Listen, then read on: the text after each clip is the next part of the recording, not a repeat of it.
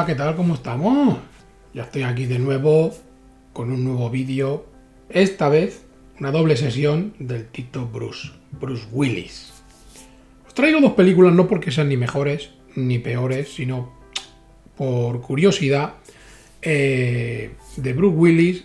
Una es El último Boy Scout, que la he traído porque es una comedieta de estas tipo Arma Letal y cosas así, pero más que nada por algunos problemas que hubo, o bastantes problemas durante el rodaje, y quería comentarlos un poco. Y después la película de Chacal la he traído porque pudimos ver como villano, por primera ocasión, porque después ha hecho, me parece que un par de películas más, que hacía de villano Bruce Willis, y aparte hace 7 o 8 papeles en la película y tal, y digo, pues mira, como curiosidad, voy a traer estas dos películas en un solo vídeo, para así hacerlo un poquito más ameno. En fin, vamos a empezar primero por El último Boy Scout y después vendrá Chacal. Así que si me queréis acompañar, pues ya sabéis, todas estas cositas de siempre, que si curiosidades, que si proyectos, rodaje, problemas y todas esas cosas.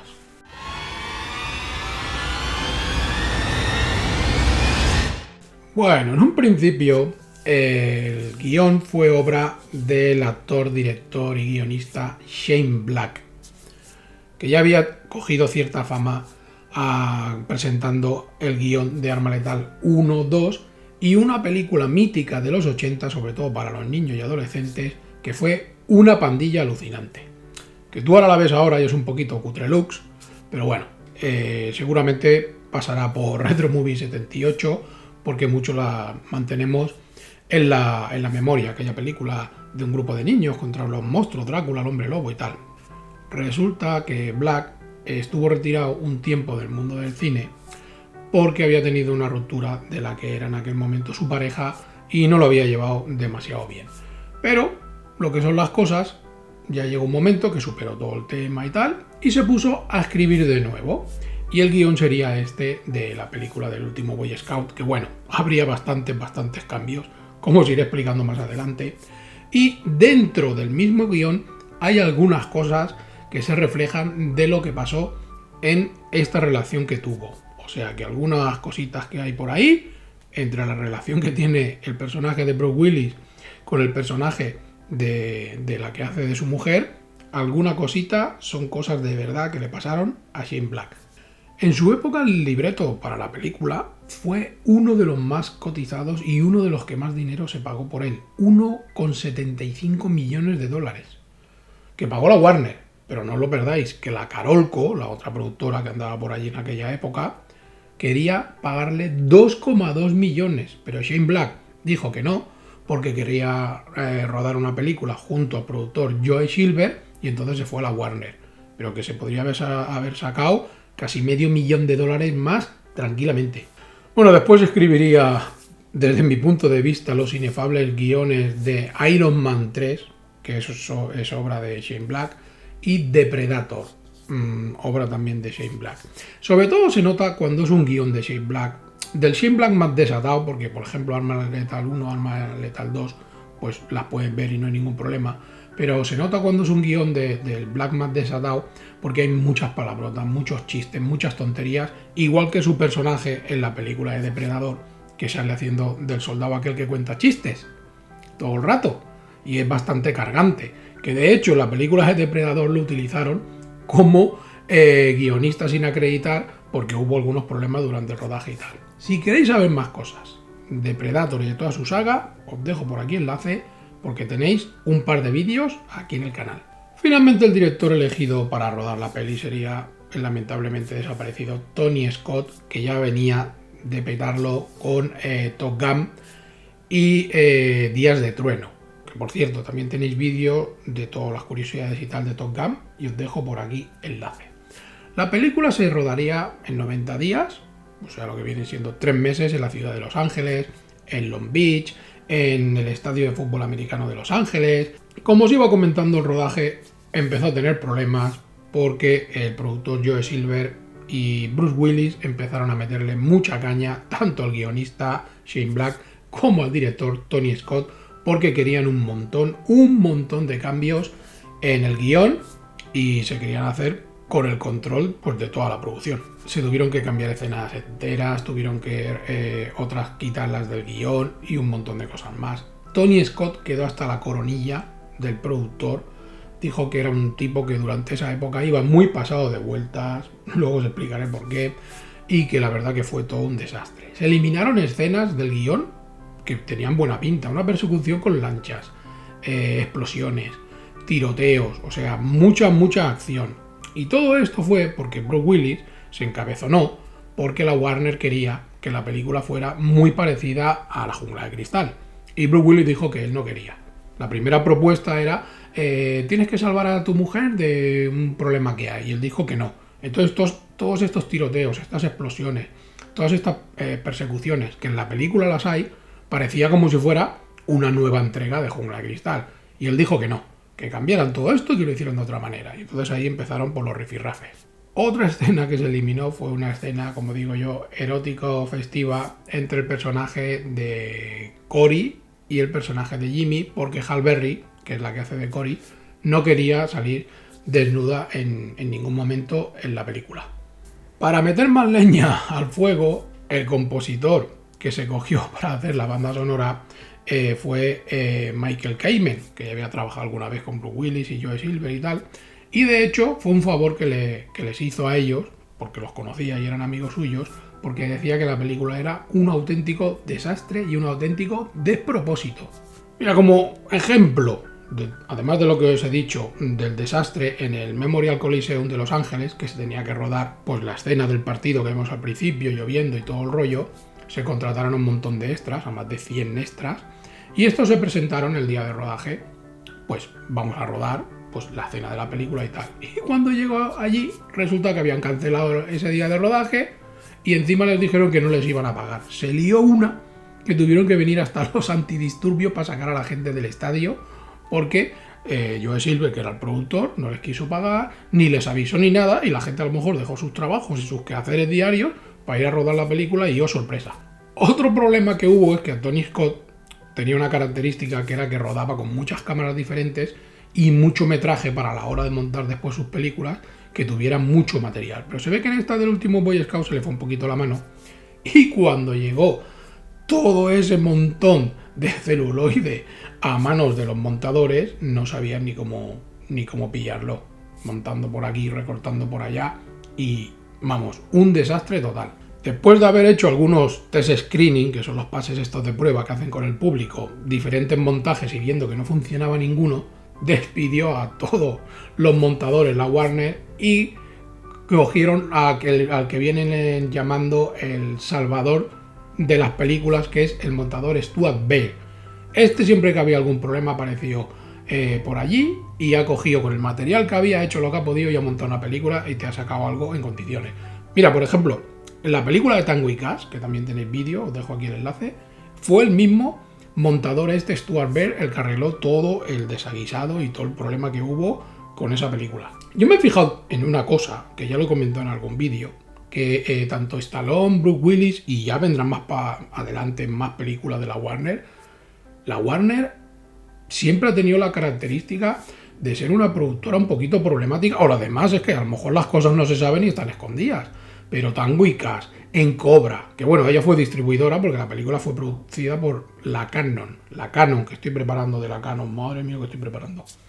Y entonces veo que siempre han tenido problemas con actores, con directores, con productores, y ahora pues en el universo DC ya ni os cuento. O sea que la Warner siempre ha estado por ahí un poco removiendo el tema, ¿eh?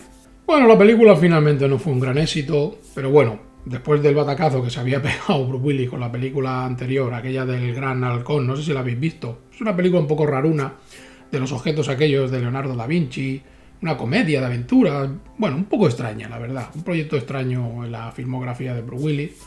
Con un presupuesto de 43 millones, pues consiguió 115 millones. Ya sabéis, aquello de que tiene que multiplicar por 3, 120 y algo, 130 millones hubieran ido bien, se quedó ahí.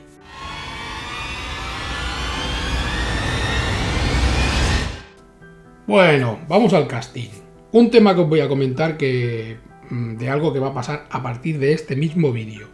Y es que algunos me habéis preguntado, tantos vídeos como este, como Retro Movie 78, Normal y Classic, o en series míticas, quiénes son los actores o actrices que doblan, porque evidentemente todos estamos acostumbrados a ver películas dobladas, quiénes son los que doblan a los actores que nos han acompañado durante toda la vida.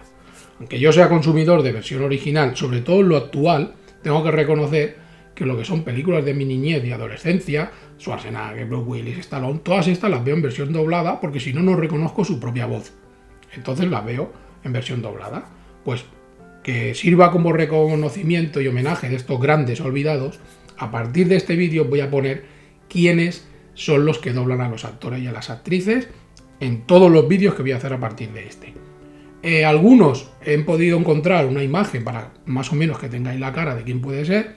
He puesto también voces de otros actores o actrices que doblan para que tengáis una referencia, pero hay otros que no he podido encontrar datos por circunstancias. Sobre todo agradecer a una página web que os dejaré el enlace en la descripción del vídeo, que es eldoblaje.com, que ahí tenéis todo lo que queráis de películas puestas por orden, actores, quién les ha doblado, a qué otros actores y actrices han doblado. Bueno, es una web espectacular. O sea, hacen un trabajo, pero vamos, de, como digo yo, de arqueología. Eldoblaje.com. Bueno, en primer lugar tenemos a Bruce Willis como Joseph Cornelius Hallowell, que bueno, durante la película le llaman Joe. Y es la famosa y reconocida voz del actor, tanto de doblaje como de teatro, como de cine, como de series, Ramón Langa. Os puede sonar su voz de otro famosísimo actor al que se la pone, que es el Kevin Conner. Bueno, como os he comentado antes, para Bruce Willis empezaron mal las cosas porque Warner le quería imponer de nuevo que la película pues fuera un caso de un detective que tiene que salvar a su esposa y todo el rollo, y de ahí los problemas que he comentado antes, los cambios en el guión, los rifirrafes entre el director, el guionista, el productor y él, y bueno, y una locura, pero total. En un principio, el papel de Joe se le ofreció al actor Jack Nicholson, que yo ahora me pregunto, ¿Jack Nicholson? En aquella época Jack Nicholson tendría que tener aproximadamente como 20 años más que Bruce Willis. Entonces, la verdad que estoy flipando un poco. Esta película del último Boy Scout es del año 91. Y para mí hay una relación con La Jungla 3, que es del año 95, porque el John McClane que vemos en aquella película, el personaje es muy parecido a este Joe. Un detective destrozado, alcoholizado, separado de la mujer, aquí tiene también problemas con la mujer, y me da la sensación de que es un personaje, el de La Jungla 3, el John McClane de La Jungla 3, muy parecido a este, como si fueran hermanos gemelos, la verdad, pero bueno, vosotros sacad vuestras conclusiones. Por cierto, tenéis 3 vídeos ya, Jungla 1, Jungla 2, Jungla 3, en el canal, por si queréis ver curiosidades, cómo se rodó y todas estas cositas. Os dejo por aquí el enlace. Después tenemos al actor Damon Wayans como Jimmy Dix, el jugador este de fútbol americano retirado por una lesión en la rodilla y tal, que le pone voz Juan Antonio Castro, que también es la voz de Peter McNichol. A lo mejor Peter McNichol no suena, pero es el que sale de lacayo en la película de Cazafantasmas 2. Os iré dejando imágenes de los actores y las actrices a los que doblan, por si alguno no suena. Cuando veáis la foto ya veréis que rápido lo pilláis. Wayans venía del Saturday Live Show este que hacen por la noche, en plan comediante y todo el rollo, pero cuando lo petó fue con una serie también de comedia que se llamaba Living Color. Claro, ¿qué pasó? Durante el rodaje, que también fueron algunos problemas que hubo con la producción, tanto Willis como Wayans estaban en el apoteosis de su carrera.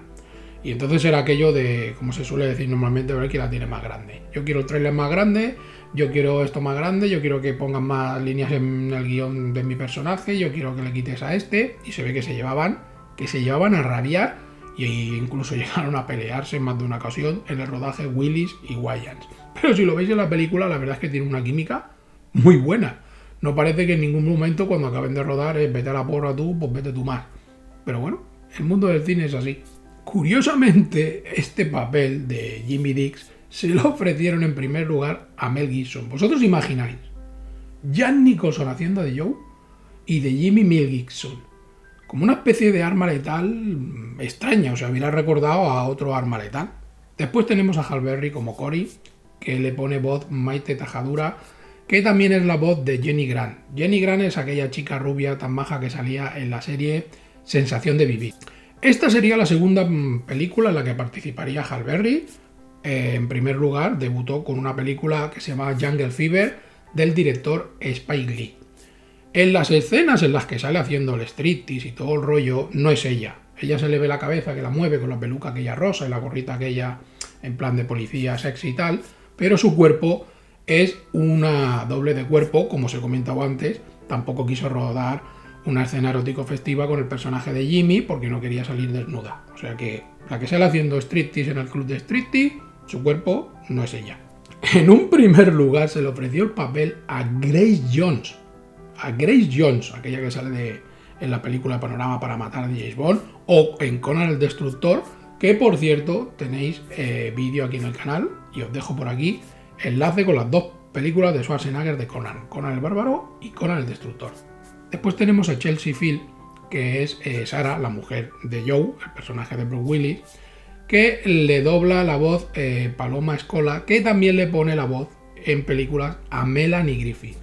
Curiosamente, con el personaje de Sarah, la mujer de Joe, había también una trama que también se eliminó del guión por mandato de Willis, y era que la secuestraba Milo, que es el jefe de los malos, con los otros, la secuestraba y la quería meter en una red de rodaje de películas para adultos, y entonces tenía que ir Bruce Willis a salvarla y todo el rollo, que toda esta parte era lo que se parecía un poco como a Jungla de Cristal, y eso también se quitó del guión porque decía Bruce Willis que esto que tenía que ver con el resto de la investigación de las apuestas ilegales y todo el rollo en el fútbol americano y en el deporte, con una trama de rodaje de películas para adultos.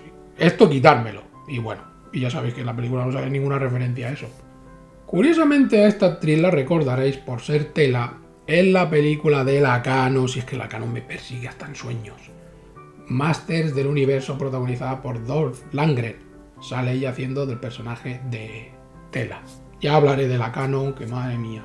40 vídeos de Lacano le estoy preparando. Después tenemos a Daniel Harris como Darien Hallenbeck, hija de Sarah y de Joe. Y que curiosamente esta muchachita la hemos podido ver como la sobrina de Michael Myers en Halloween 3 y en Halloween 4. Que por cierto, tenéis 3 vídeos sobre la saga Halloween. Os dejo por aquí el enlace por si queréis pasar un ratito disfrutón. Después un breve papelito del actor King Coates, que hace de Chet, que Joe lo mata de un puñetazo, que le dice: si me vuelves a pegar te mato. Cuando le está dando el cigarro le pega el puñetazo, lo hace así, ¡pam!, y le hunde la nariz y se lo carga. Pues este actor King Coates lo podemos conocer sobre todo, que ha hecho muchas películas de malo, de secundario y tal, por salir en una de las magníficas y estupendas series que algún día pasará por aquí, Hijos de la Anarquía, que hace el personaje de Tick, uno de los principales del grupo de moteros. Después el actor Chelsea Ross como el senador Calvin, que lo hemos podido ver en una película que también pasará por aquí, que es Por encima de la ley, de Steven Seagal, que es una película de las 4 o 5 buenas que tiene Steven Seagal. Y también lo hemos podido ver de detective en Instinto Básico, que también en algún momento pasará por aquí la película Michael Douglas y Sharon Stone.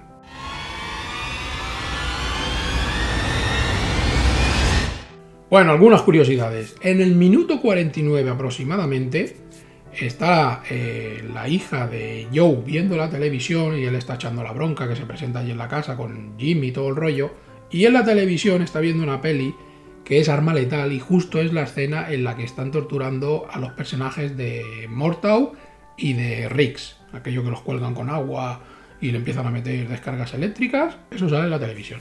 Como os he dicho antes, Tony Scott quedó tan alto de Joe Silver que en la película Mora quema ropa hay un personaje que es un productor de cine y tal, que se llama Lee Donovich, que sobre todo es bastante consumidor de polvo blanco, y se basó en el productor Joe Silver para crear a este personaje en plan homenaje, y yo lo dejo ahí, que eso a lo mejor es alguna referencia de Joe Silver que hacía por aquella época para ir tan pasadito de vueltas como os he comentado antes. En la película se repite la palabra fuck y todas sus variantes, fuck you y todo esto, aproximadamente 102 veces. De hecho, algunas asociaciones religiosas vetaron la película por su violencia, por su lenguaje vulgar y por un montón de cosas más. Y bueno, ¿y por qué no están en esta época? Porque es que esta película no se podía haber estrenado, porque el trato a las mujeres en esta película es... ¡Madre mía! ¡Madre mía! Una cosa que me hace mucha gracia es que la película se criticó también porque era muy violenta y como podían estrenarla en la época de Navidad, que fue cuando se estrenó. Yo creo que esta gente no ha visto Solo en Casa, porque Solo en Casa, jiji, jaja, pero Solo en Casa es una película muy violenta. Lo que pasa que, bueno, era otra época, pero todo lo que le hace Macaulay Culkin a los dos ladrones, eso si haces una versión gore, que podría ser Noche de Paz, si no la habéis visto, que por cierto va a haber secuela, ya han dicho que hay secuela de Noche de Paz, la película de estar Papá Noel loquísimo. Vamos, es que la película no la acabo de entender. Una película violenta, en fin. Hay una escena en la que sale el famoso túnel Hamilton que hemos visto en un montón de películas, como en Blade Runner, en Terminator y un montón de películas más. Ese famoso túnel. Cuando deje la imagen ya lo reconoceréis. Después hay un par de cosas que no acabo de entender. O sea, que me expliques en un par de flashbacks que había pertenecido al servicio secreto y que había salvado al presidente Jimmy Carter, porque Jimmy Carter era aquel que sale representándolo y tal. ¿Qué tiene que ver ahí en la... ¿Qué trae a la trama? Es que no la acabo de entender. Tú me lo puedes presentar como que es un detective y punto. Puedo entender a lo mejor, bueno, que lo echaron del servicio secreto, el rollo aquel que tiene con el senador, que le pegó porque, bueno, estaba con una chica maltratándola y todo el rollo, eso lo puedo entender, ¿vale? Porque después toda la trama va en relación al senador. Pero lo de... no sé, ¿hacía falta de soy un héroe porque he salvado al presidente de un atentado? No, eso me lo quitas de la película, me deja solo el encontronazo que tiene con el senador. En fin, ya os digo, los recortes y tal, en la película se nota. Y después hay algunas escenas de muchos chistes tontos, muchas cosas tontas. Y después hay otras que son buenas, escenas de acción buenas y todo el rollo. Pero no sé. Hubo una escena que se eliminó del guión, que el personaje de Milo, aquel que lleva el flequillo así, que es el jefe de los malos, por decirlo de alguna manera, bueno, de los matones, el jefe de los malos ya sabemos quién es, pues si no habéis visto la película no os lo explico, que se cargaba gente con una motosierra. Y eso también evidentemente lo retiraron del guión porque dijeron, ¿por dónde vas, loco?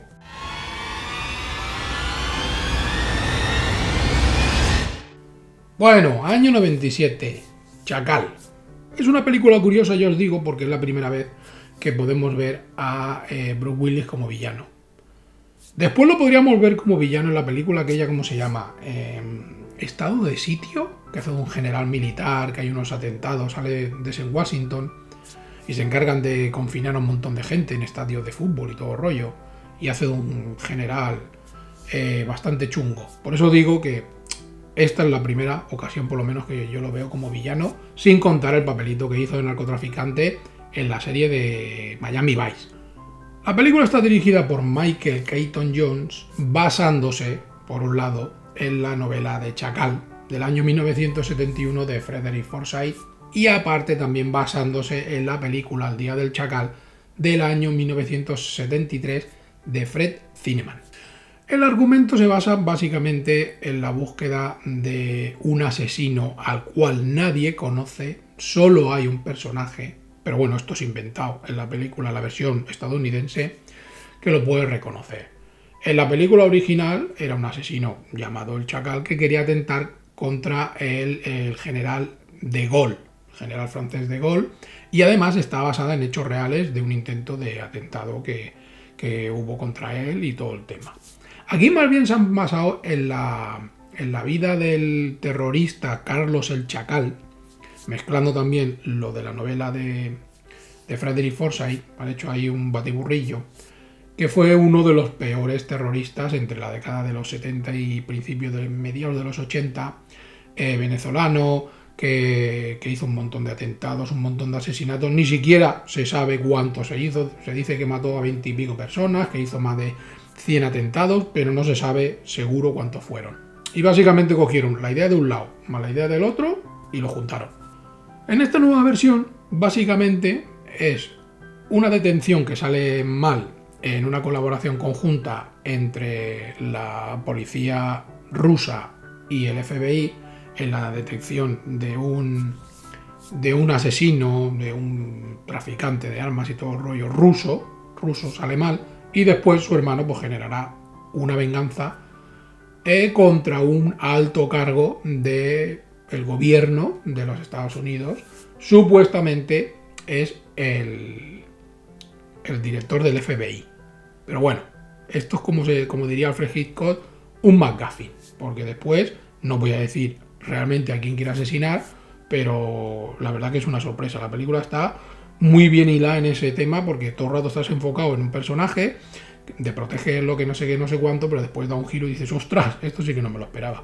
La verdad que la película está muy entretenida, tiene sus momentos en plan de divertidos, de esas coñas que suele soltar el personaje Bruce Willis, en este caso, esas coletillas y esas cosas, pero después hace un trabajo, para mí, bastante bueno, representando a 7 personajes diferentes.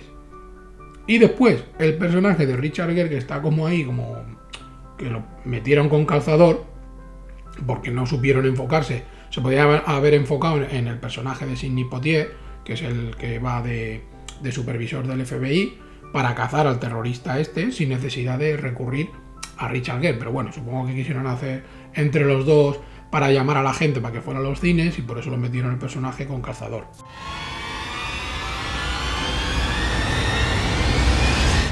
Bueno, en primer lugar, como os comentaba, tenemos a Bruce Willis como el Chacal, de nuevo la voz de Ramón Langa. Este es un asesino al que no ha visto nadie nunca, excepto el personaje de Declan, que es el que está representado por Richard Gere. Que Willis hiciera este papel tan camaleónico y encima de villano cuando estaba en lo alto de su carrera, año 1997, es una cosa curiosa, pero me imagino que si tienes pasta y te ofrecen un proyecto así, pues dices, pues mira, pues he hecho siempre de bueno, pues voy a hacer un cambio de registro porque me apetece, y bueno, y que salga el sol por donde quiera. Curiosamente, en la película ya se nos cuenta que cuando existía la antigua Unión Soviética, que bueno, que todo esto cuando cayó el muro de Berlín, pues ya se unieron, que si la Alemania occidental y oriental, y bueno, y todo el tema este, buscar un poco en Google historia del mundo, que ya había trabajado para ellos cometiendo 5 asesinatos, o sea que ya había estado contratado, pero nadie le había visto la cara. Como os comentaba, interpreta hasta 7 personajes. Primero, su identidad, que en ningún momento sabemos cómo se llama, no sabemos cómo se llama, y entonces sale pues trajeado, con pelo corto, bien arreglado, o sea, un tío que parece más un ejecutivo que un asesino a sueldo. Después tiene la identidad de James Hazley, que es un pescador que tiene así el pelo rubio, como si fuera con mechas o algo así, en plan rizado, y bueno, y es el que se encarga de adquirir un barco para todo el plan que quiere llevar a cabo. Después tenemos a la identidad de Charlie Murdoch, que la utiliza de 2 maneras. Primero sale como un señor con bigote, gafas, el pelo así rizado en permanente, sobre todo con mucho sobrepeso, que es el que alquila el monovolumen para después llevar a cabo su plan. No voy a decir nada por si no habéis visto la peli. Y esta identidad de Charlie Murdoch también la utiliza para ponerse en contacto con el personaje de Jack Black por el tema del arma que él que quiere hacer a medida y la base y todo el rollo, y también lleva bigote pero con el pelo a lo militar en plan cepillo, rollo como Schwarzenegger en Danko, y utiliza el mismo nombre.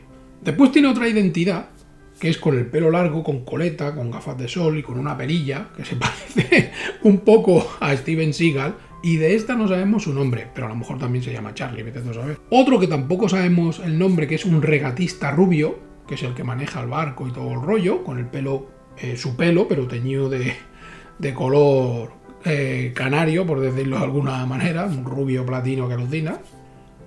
Y un oficial de policía, ya a punto de retirarse prácticamente, que se le ve envejecido y todo el rollo y tal, que es el que llevará el peso prácticamente al final de la película. Como ejemplo de proyectos que hizo, por decirlo de alguna manera diferente, ese mismo año también rodó El Quinto Elemento, a las órdenes de Luc Besson, que es una locura de peli, una locura, pero bueno, también os voy a traer vídeo de ella porque es una peli que me flipa.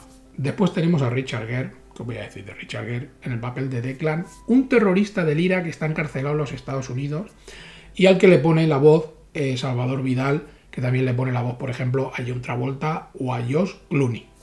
Este personaje, como os he comentado antes, ni sale en la película anterior, bueno, la película en la que se basa, del Día del Chacal, ni en la novela de Frederick Forsyth, ni nada. Es inventado exclusivamente para tener 2 estrellas que se luzcan en la peli, que después también hubo algunos problemitas de ego y tal, que luego os voy a explicar sobre los dos. En el año anterior había hecho una película que la había petado, que es Las 2 caras de la verdad, que debutaba el actor Edward Norton en esta peli y hace un papelón que alucina. Si no lo habéis visto, miradla. Las 2 caras de la verdad. Después tenemos a Sidney Poitier como Carter Preston, que es el agente al mando del FBI y que colabora con la policía rusa para intentar detener a Chacal, que le pone voz Ernesto Aura, que también ha doblado en muchas de las películas, hasta que lo dobló Constantino Romero, a Arnold Schwarzenegger, también en la voz de Lauren Fishburne y de otros actores.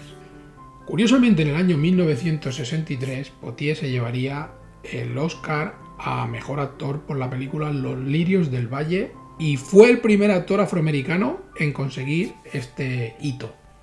En 1967 participaría en 2 de sus películas más conocidas, que sería El calor de la noche y Adivina quién viene a cenar esta noche.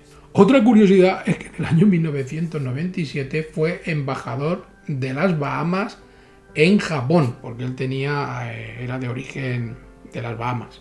Después tenemos a Diane Venora como Valentina Kozlova, la agente de policía o del ejército, la policía militar rusa que colabora con el personaje de Preston, que curiosamente había trabajado previamente con Richard Gere en la película Cotton Club.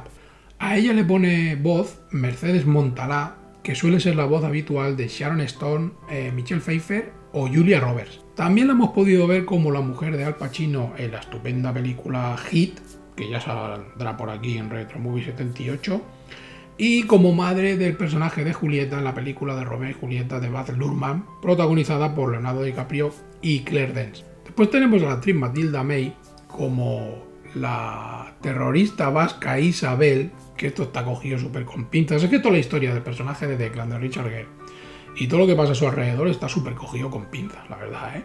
O sea, que es el único que puede reconocer. Pero resulta que no, que después también está Isabel, que es una terrorista vasca que vive en los Estados Unidos, que nadie lo sabe, que se ha retirado y todo el rollo. Está todo esto muy cogido, además también con ese rollo de medio historia de amor imposible, para meterle un toque de romanticismo, que esas escenas yo creo que es lo que le hacen perder un poquito de fuerza a la película.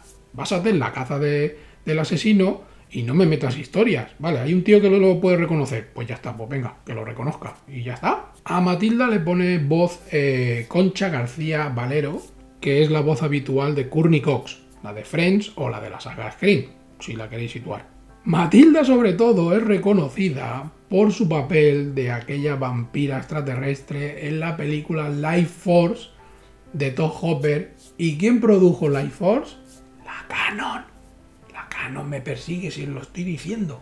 Después tenemos a J.K. Simmons como el agente Witherspoon, que es el que mete la pata un poquito en la película, ya lo veréis si la veis. Conocidísimo J.K. Simmons, papel que ha hecho últimamente pues Jonah Jameson o James Jonah Jameson en las películas de Spider-Man. Ahí lo podéis, también Whiplash y un montón de películas. Tiene un carrero este hombre que alucina. En este caso el tema del doblaje no he podido conseguir datos por circunstancias, por lo tanto no os puedo decir quién le dobla, al menos en esta película.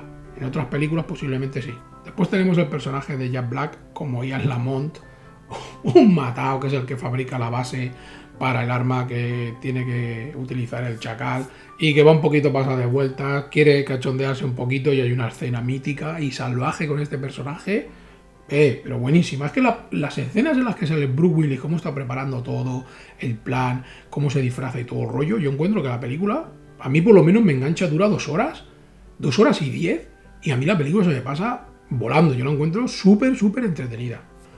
A Jack Black en esta ocasión le pone la voz Rafael Calvo, habitual voz de Forest Whitaker o Cuba Gooding Jr.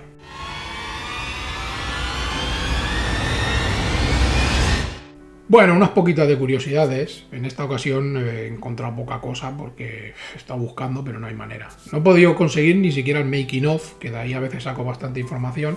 Y la versión que tengo en Blu-ray me viene pelada.